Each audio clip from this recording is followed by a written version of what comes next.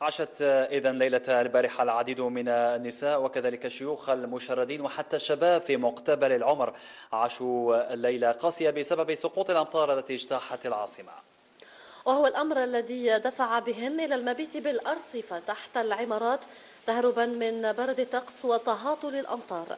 هشام شريف طاف بشوارع العاصمة وجاءنا بالتالي.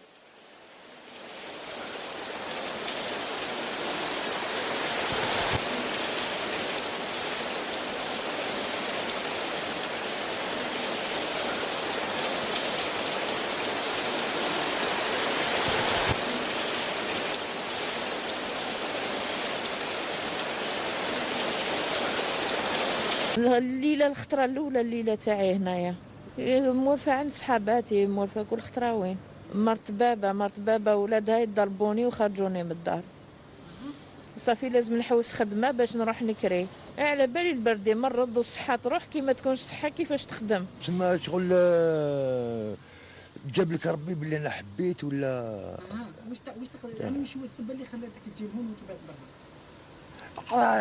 هكذايا نتمشى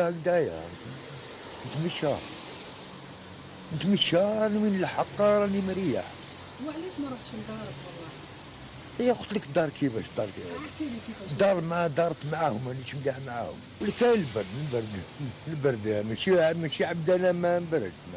لا هو الحاله دا يضرهم بزاف، يضر اي انسان يضروا، انا يضرني هما ميتنضروا يا حليل بزاف. ديجا راك تشوف خونا وبايت هنايا حتى للصباح، دوك انت كنت تقعد نص ساعه هنا يقتلك البرد، تركب في السياره وتروح. راني نشوفوا فيهم يباتوا برا بارتو، الجي معمره بهم منا، وراني نشوفوا فيهم زعما حالتهم تشوف، حالتهم تغيض منا، ومش عارف نتمنى السلطات يشوفوا فيهم وياخذوهم بعين الاعتبار ويديروا لهم حل ان شاء الله.